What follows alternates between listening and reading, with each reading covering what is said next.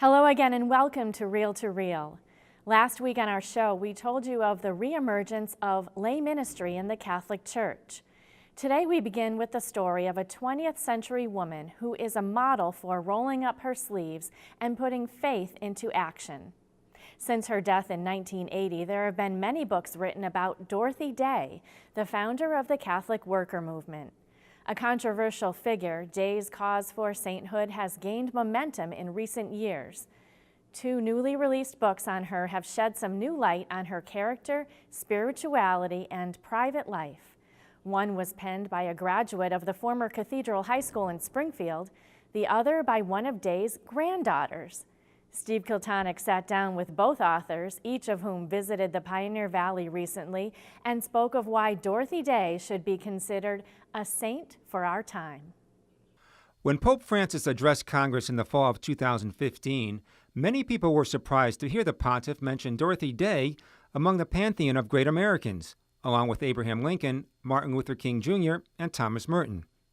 But maybe we shouldn't have been so surprised, argues Benjamin Peters in his new book, Called to be Saints, John Hugo, the Catholic Worker, and a Theology of Radical Christianity. Dorothy Day is the controversial Catholic writer, social activist, pacifist, and co-founder of the Catholic Worker movement, which is dedicated to serving the poorest of the poor. Peters, a Cathedral High graduate, is an associate professor of religious studies and theology at St. Joseph College. In January, he spoke of why Dorothy Day matters at a dinner held by the local chapter of Legatus. After reading Day's autobiography, The Long Loneliness, Peters was inspired to co-found the St. Peter Claver Catholic Worker House in South Bend, Indiana. What I kind of discovered is that while a lot of people know who Dorothy Day is and a lot of people admire Dorothy Day, she's always kind of held at a bit of a distance that, well, that's nice and all, but that's not what kind of real, ordinary Catholics can kind of do. In conducting research for his book, Peters found that scholars criticized Day because of her theology, which he reveals in her ideas of what a Christian life consists of. She gets a lot of that theology from a priest named John Hugo, who ran a retreat in the 40s and the 50s that had a real profound effect on Dorothy's life. At the core of this retreat is the idea that the Christian life entails something much more than simply not being a bad person. And so oftentimes we're called to give up things that aren't simply things that are sinful, but actually might be things that could be good, but they become obstacles to our pursuit of holiness, our pursuit to God, our pursuit to being a saint. After she converted to Catholicism in 1927, Day was searching for something more and found it at Hugo's retreat. The retreat gives her the kind of spiritual and theological juice, you could say, that she was really looking for. If we look at this retreat and the theology of the retreat in terms of the broader Christian tradition, and especially within Jesuit spirituality, you can see where it makes perfect sense that someone like Dorothy Day would be very much drawn to it and how it could flow then throughout all of her activism and doing the works of mercy and living out the Catholic worker life. Peters' book includes a 322-page appendix with copies of Day's handwritten retreat notes, which is the first time they have appeared in print.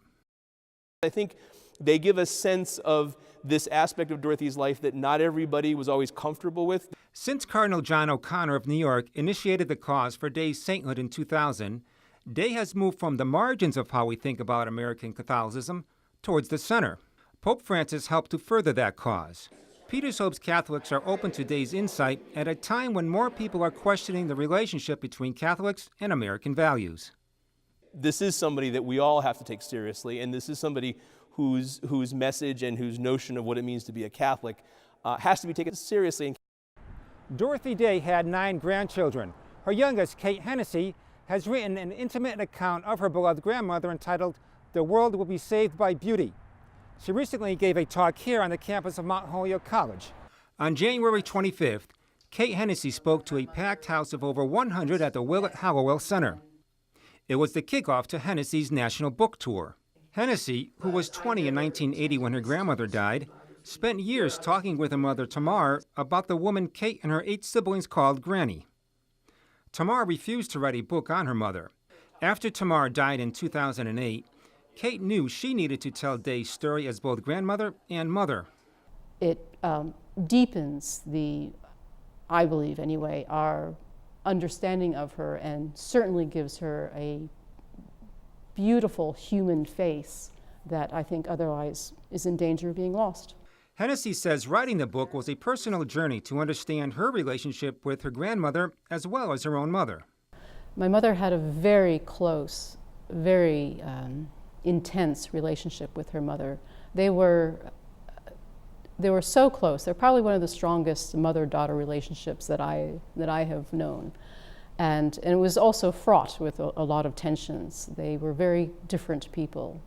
They understood the world differently.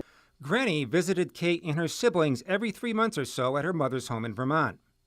Many of Kate's summers were spent with her mother and grandmother at the Catholic Worker Farm in Tivoli, New York. One of my most earliest memories of her is of her writing. I mean, she was a prolific writer. And I would see her at her typewriter pounding away, and I thought, I want to do that. I want to be that. Living in the shadow of her celebrity grandmother most of her life was often difficult for Kate and Tamar. I was asked as a teenager, are you going to follow your grandmother's footsteps? And there's something quite terrifying about that question that I think people don't quite realize, because this is no easy path. And in a sense, I don't know if my mother ever did find her way. I think that the effect of being her mother's daughter really led her to make choices that were very hard to live with. Hennessy saw her grandmother in ways apart from her public persona.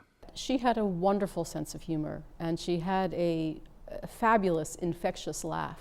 I mean, she was very vibrant and loved a good story, loved a good joke. She was physically a very powerful person, very engaging. She was the kind of person that if she walked into a room, people would stop and look at her. At a young age, Kate observed Day write letters in response to the hundreds of people who had written her.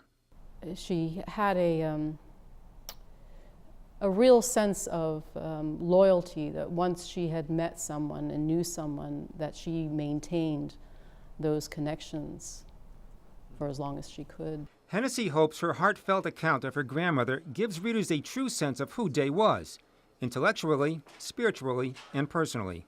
On a personal level, I think her legacy is you can't give up. On a wider level, she is such an amazing example of working against incredible odds. Hennessy isn't making any predictions just yet regarding her grandmother being canonized.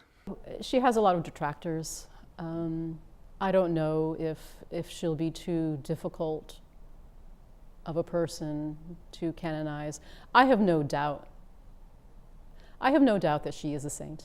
Kate has a favorite quote from her grandmother that she tries to live by. What has helped me the most is, she said, God understands us when we try to love. And that has always been a great comfort to me. Kate said her grandmother's favorite quote is on the book cover. The world will be saved by beauty. Take it from Dostoevsky, one of Dorothy Day's most beloved authors. For Real to Real, I'm Steve Kiltonic.